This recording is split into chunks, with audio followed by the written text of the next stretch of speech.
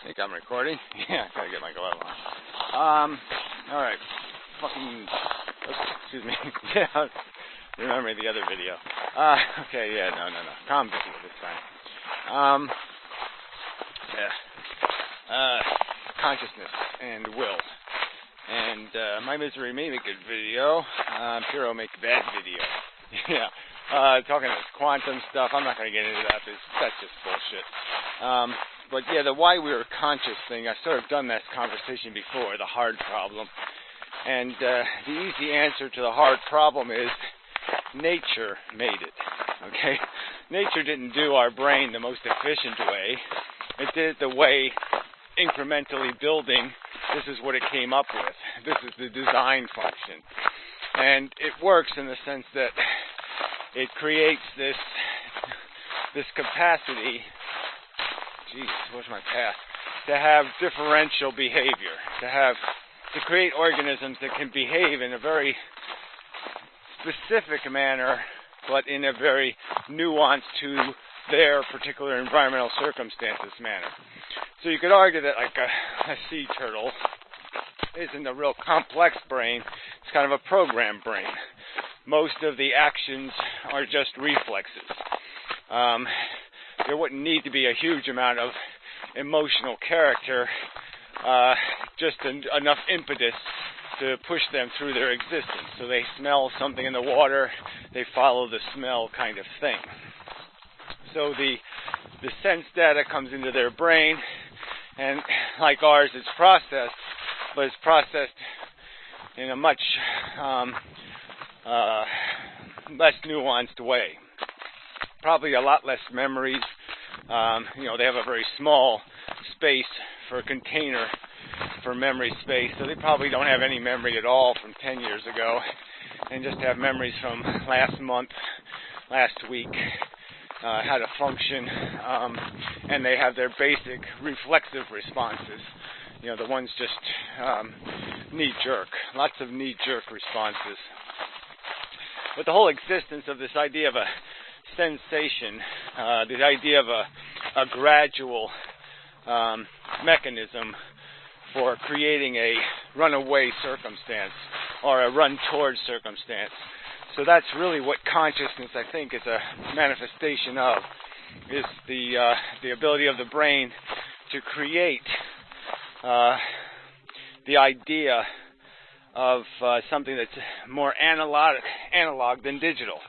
And more, instead of some sort of on or off completely reaction, like either run, flight, or flight, it creates a blending of that where you can have something like fear or anxiety or worry, but there's no trigger until there's enough of a piling on of the degrees of intensity. And with a certain intensity, then you act. And so it's creating that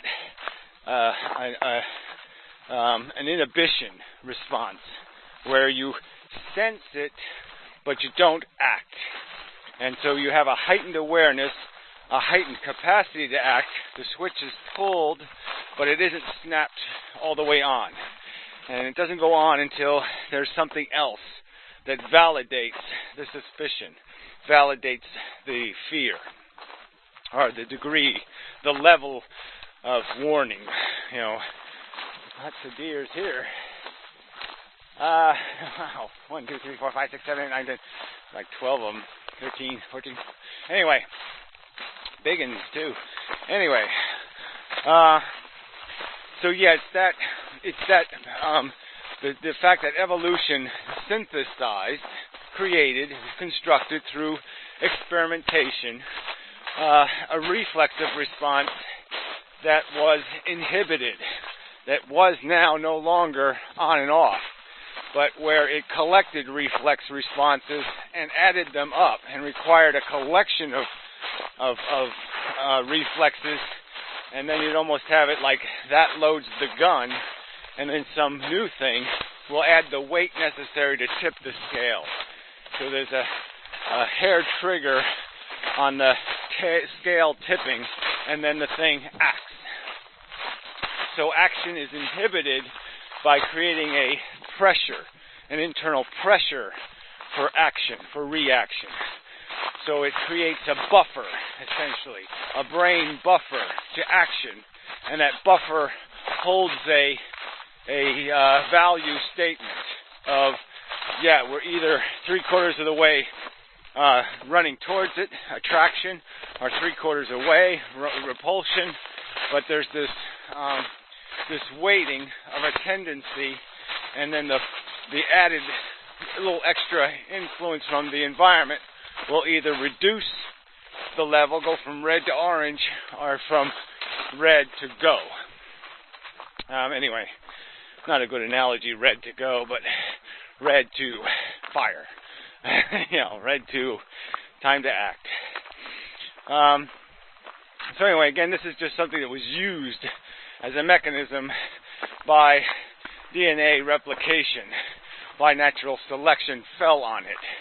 So it's not like it's a perfect mechanism. It's very much that it's an imperfect mechanism. Oh, fuck. I can't get across here. This is going to be a problem. Damn. The water's too high. The ice is too thick and too thin at the same time. And I'm going to get wet feet. God damn it. I mean, fuck. I gotta backtrack here. See if I can find a suitable place where I don't get my feet too wet. Oh, I don't really want to skip across this mess.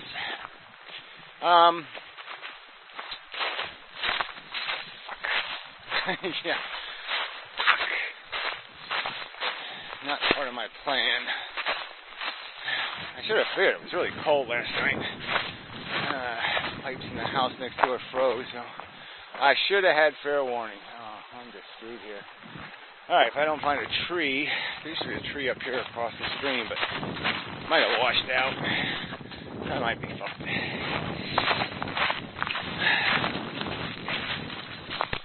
So anyway, where was I? Yeah, it's very distracting. Alright, so the fact that we have the experience of consciousness is a byproduct of the feedback mechanism that's essentially doing an infinite feedback loop, or however you want to describe it. But it's this mechanism where the output of the brain is being fed back into the input, being fed back into the input, being fed back into the input, so you keep seeing what your brain is reacting, how it's reacting. And that vision is adding the nuance to your perception and creating what will ultimately be your overall reaction.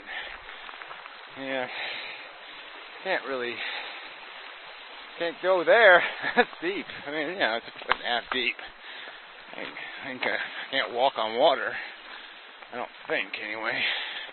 I haven't really tried, but I don't think I can. Yeah, if it's a little colder, it'd be okay. I could slide across somewhere, but it's right at that in-between stage where I'm fucked.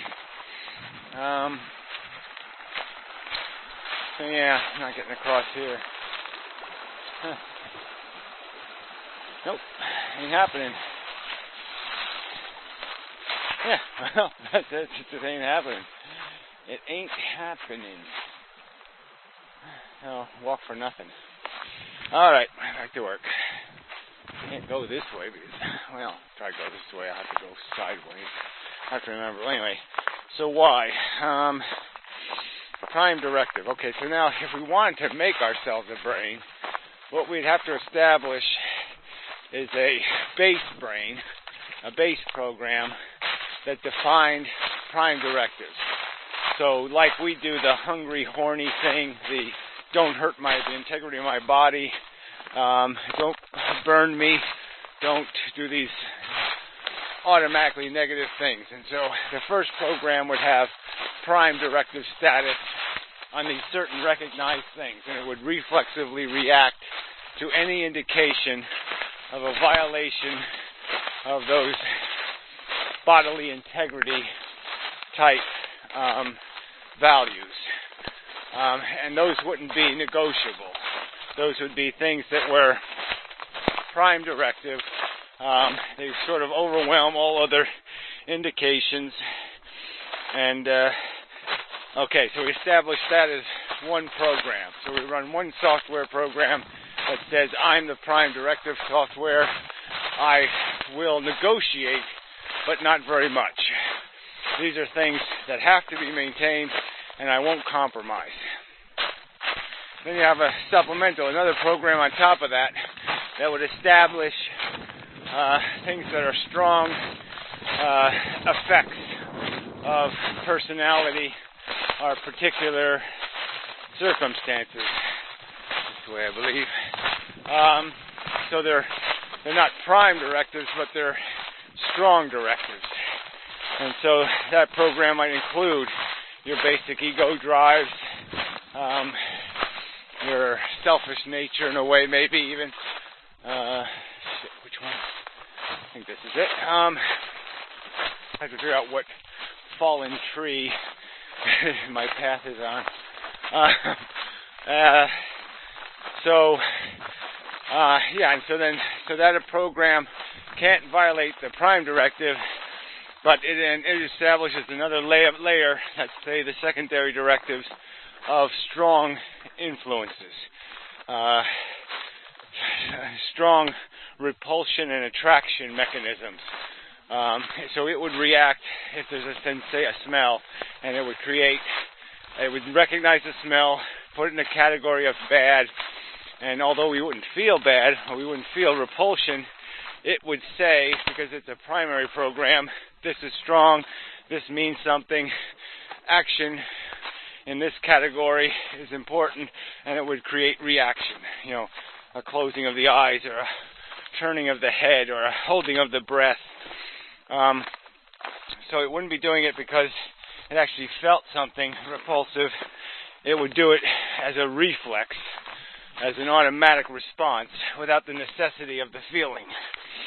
And then the third program would be maybe more nuanced and have in it the modeling software, the examples of how past behavior have led to positive results, that I can avoid wolves eating me if I, go out at, 10 o'clock in the morning rather than 5 o'clock or late at night or some other circumstance, that you can catch them sleeping, and you learn that behavior, so you know when it's 10 o'clock, maybe it's a good time to go shag some food, and when it's, getting dark, it might be time to shag a woman, and you find these certain habits that'll be conducive to your survival and comfort, and so those programs act on top of the other more primary programs.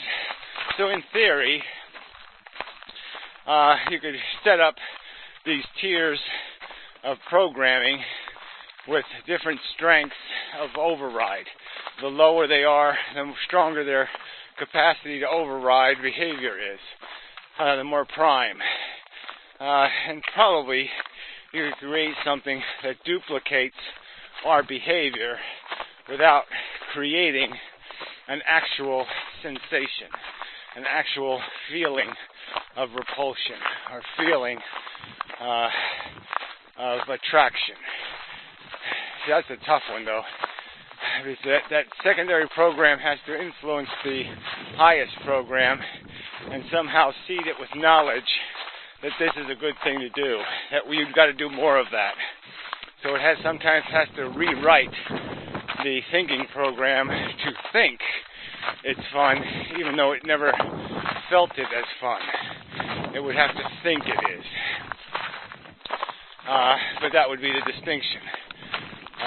So I'm saying it's doable to mimic the behavior with a brain that processes the environment quite similarly without necessarily having the active manifestation of sensation.